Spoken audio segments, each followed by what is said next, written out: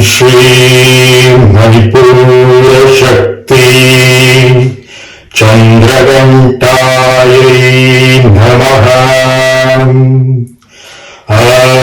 Shri maNipūra Shakti candraghanTāyai Namaha.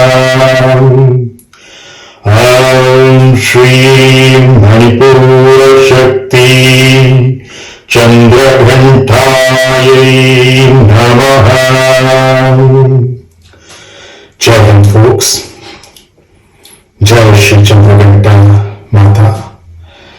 Welcome to the third night of Navarātri 2021.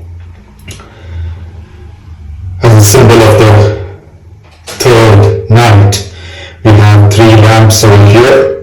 Even more importantly, we are in the third chakra, which is the chakra of fire, and amongst the avatars of Vishnu, after Matsya and Kurma at this Swadhisthana and going in the reverse direction to Varaha at the Muladhara, we jump back to the maNipūra chakra, which is the avatar of Narasimha that you see over here. Quite bloody. And candraghanTā essentially begins such a rampage. Unlike Shailaputri at the Muladhara and Brahmacharini at the Swadhisthana, who are essentially symbolized with 2 hands, candraghanTā here is symbolized with 10 hands. But if you look at those 10 hands, not all 10 hold weapons. Only 5 of them hold weapons. With one pair, she does the avatār mudras, that is, vessels and removal of fear. And with the other 2, she holds the same things which Brahmacharini did, namely the Rudraksha Mala and the Kamandala that you saw yesterday in place of these lamps. So there is a transition that is taking place. As the Rajas tries to peak, remember at the Muladhara we had said goodbye to tamas or lethargy in lieu of passion. So we are developing the passion gradually, and it's turned into half of passion and half of aggression at the maNipūra chakra, which is symbolized by half the 10 hands of candraghanTā holding weapons and the other half holding the mudras, the rudraksha, the kamandala and a lotus for dispassion. Passion, dispassion, because the next step, which we shall see tomorrow night, is transcending Rajas, because only 3 chakras are associated with Rajas. We transcend them to the 3 chakras of Sattva and eventually Triguna-tita, the other 3 chakras. Unfortunately, many people, even some holy men, so-called religious teachers, categorize these 3 nights as tamas, rajas and sattva. No. It's only after we have crossed over lethargy, laziness or tamas that we can enter into this spiritual realm. So the very first 3 nights are actually rajas, the next 3 are sattva, and the last 3 are triguna-tita, to transcend all the 3 gunas. So we shall, of course, look into them in detail. I just wanted to give you a glimpse of what we have in store. Coming back to the maNipūra, Mani means a gem or something which is precious, and Pūra means which is a city, but essentially that which is already well established. We saw Swadhisthana is self-establishment. That is, brahmacharini took the path of sadhana in order to achieve a certain goal, which she begins to realize at the maNipūra chakra as candraghanTā. So, maNipūra is essentially a city of jewels, but actually it's an establishment of jewels. Pura is also the same root word for Purana, or that which is old and which is renewed every now and then. And what we are talking about as the gems over here, or the enemies against which weapons have to be used, are all internal, because this is an entirely internal process. This yogic process, this tantric process that we are doing through the Nava-rātri is essentially an internal process, and whether it is friends or enemies, they're all in the interiority of us. Kama Krodha we saw yesterday, Mother Moha Matsarya we see today, and Moha is essentially that attachment, and attachment to this manis and the Pura, that is the city of lands, the desire for a home of our own, lands of our own, or for jewels of our own, or other kinds of material possessions. And candraghanTā happens to be auspicious on the day of the Tritiya, or what in Tamil is called as the Moondraam Pirai, after the Mahalya Amavasya. The third day after every new moon is a Moondraam Pirai or a Tritiya in the Shukla Paksha, or the waxing phase of the moon. Similarly, there is a Tritiya in the waning phase of the moon as well. But during the waxing phase, we see that on the first 2 days of Pratipad, which is associated with the Mooladhara, and Dvitiya, which is associated with the Swadhisthana, the moon is hardly visible. It's almost like Amavasya itself, the first 2 days after Amavasya, or the first 2 nights after Amavasya. You can hardly recognize the moon, even if it's not very cloudy. But on the third day, it appears as a beautiful sliver. That's what we call as the crescent moon. And that is what candraghanTā means. Ghanta, as many of you know, is the bell. And what we're talking about is not this symbolism of the bell itself, but of Chandra in the form of a ghanta. That is, the shape of a bell. The bell has a hollow within itself, right? So that hollow, along with the border, essentially forms a crescent, and therefore a moon in the shape of a crescent or a bell is what is candraghanTā. And what is so special about this, Chandra refers to our essentially mind and the emotions that are associated with the mind, the watery mind. And that watery mind has crossed over the kapha nature of the earth at the Mooladhara as Shailaputri, and the water nature of the Swadhisthana as well. And these two together are that kapha, and when kapha is overcome and purified, it becomes ojas, and that's what we brought to this stage of the maNipūra chakra, which is a fire which refines that kapha that we had into ojas, but itself is having a potential of pitta, which when refined can transform into tejas.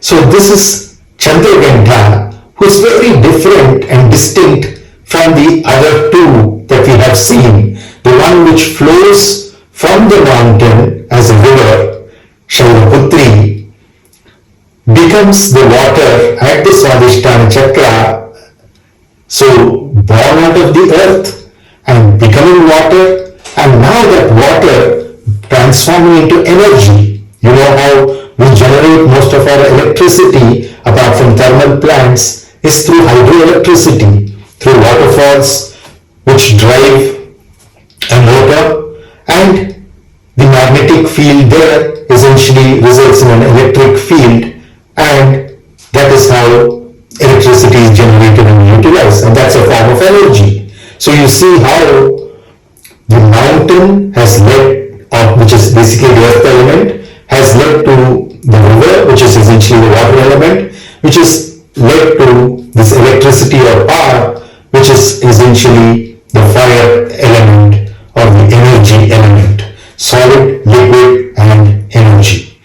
So this transition is what we are encountering here, and similar to the Narasimha avatar, also attributed to the maNipūra chakra, and Ayyappa born out of Rudra and Vishnu in the form of Mohini, essentially a purely masculine principle, and candra-ghanTā is having that kind of masculinity in a feminine body, and she's very different. Not only the fact that she has 10 hands compared to the 2 hands each of both Shailaputri as well as Brahmacharini, in the sense that Shailaputri used the vehicle of a bull, Nandi. She's Nandi-rūಢā.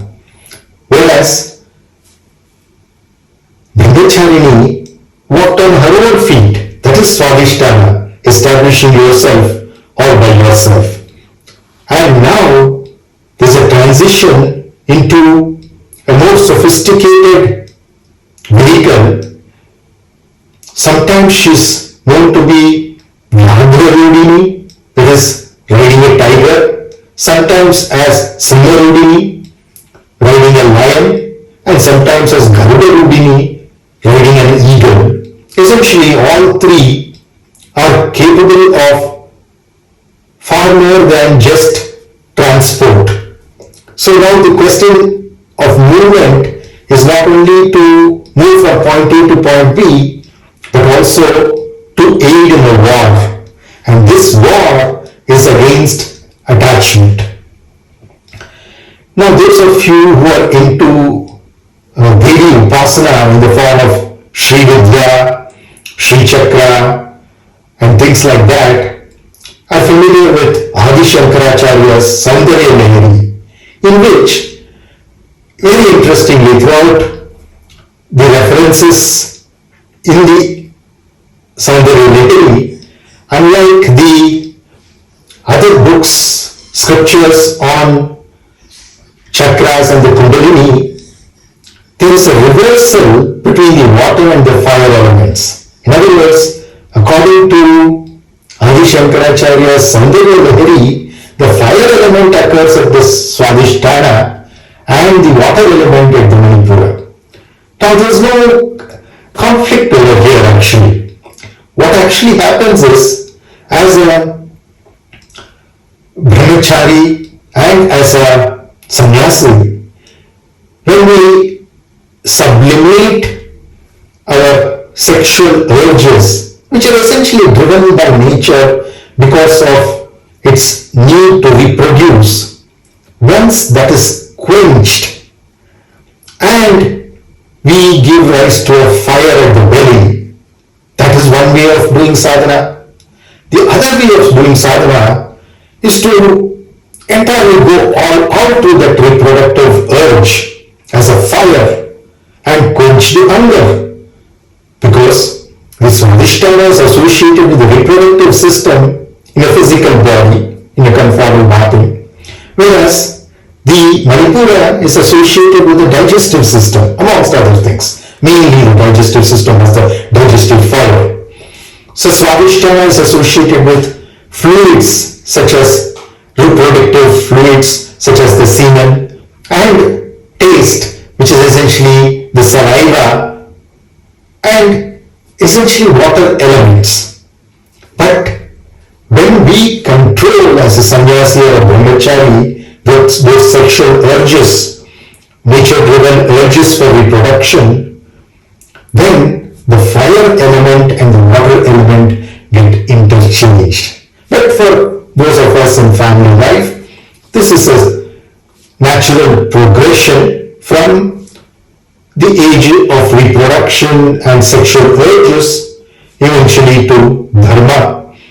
And so, while at the Mooladhara we saw the last use of smell or fragrance. And in order to move from this Mooladhara to the Swadhisthana, to transform from Shailaputri to Brahmacharini, we had to give up the sense of smell. Now, to move up from the Swadhisthana to the maNipūra, that is, to transform from being a Brahmacharini to being candra-ghanTā ourselves, we need to give up the next sense of taste as well.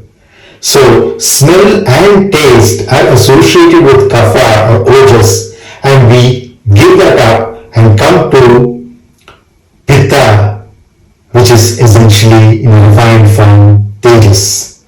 Now, the dominant amongst the three remaining senses is sight, because we can see a fire. So, it is sight that is essentially associated with it. And so those of us who have been able to master the maNipūra chakra, our eyes burn with fire. And it's very difficult for other people to see into our eyes.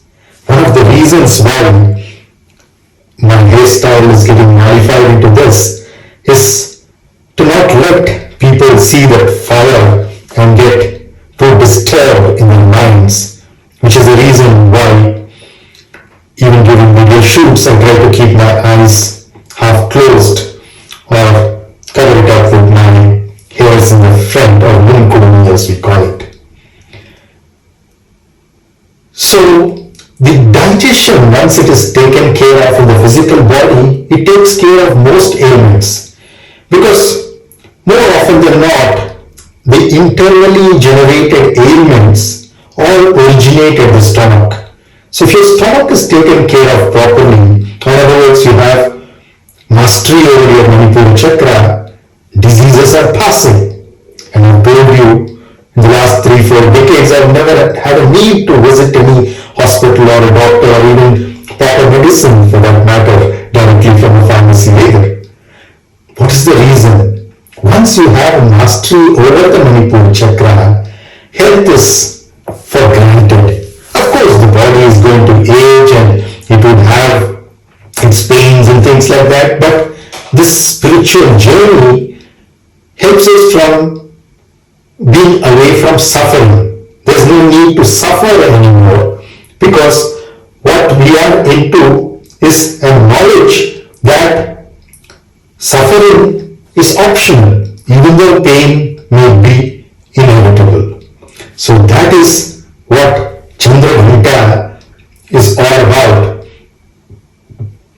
Difference in the number of hands, because more action is required, more rajas, more passion, and the need to get rid of moha-mada-matsarya, because this attachment is essentially created by proximity to the objects.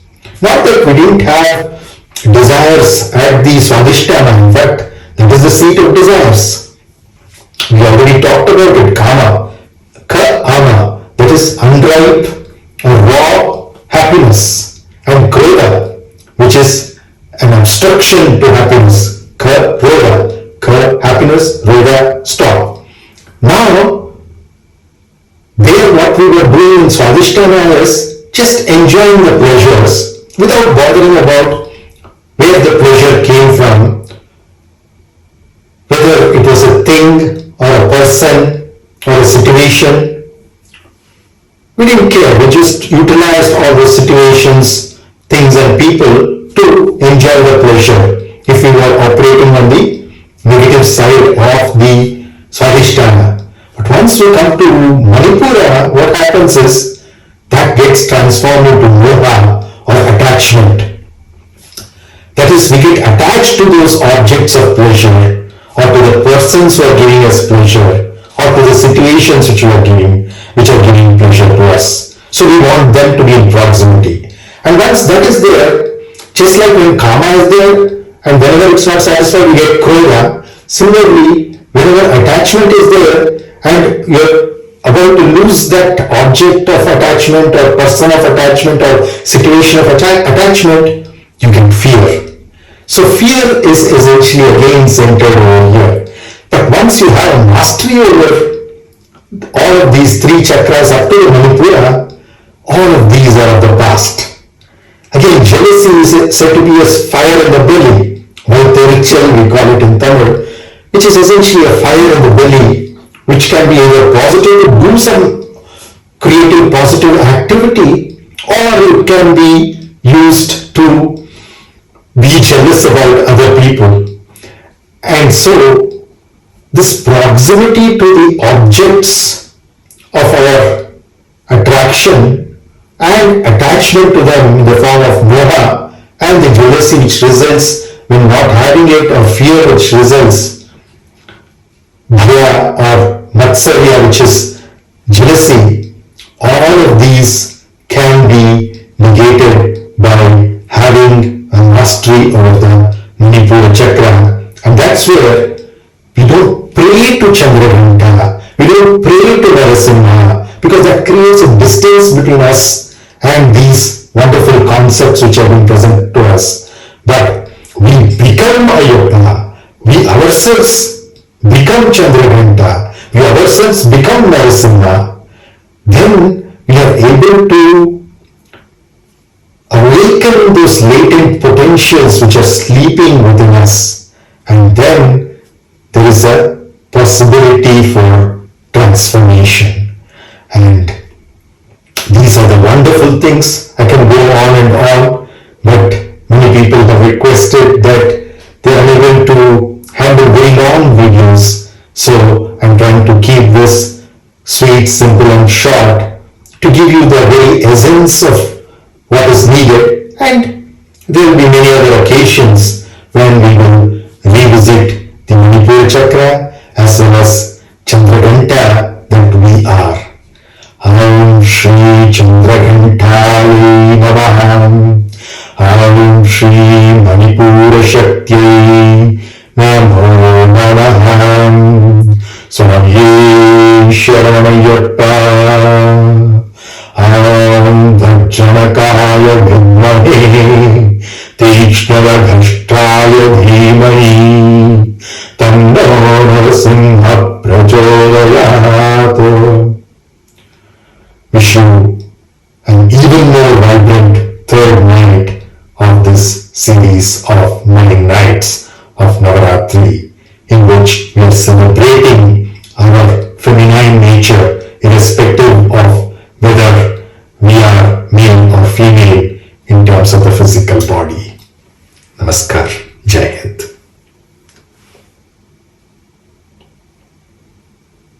Namaskar. Jai Hind.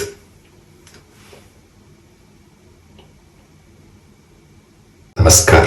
Jai Hind.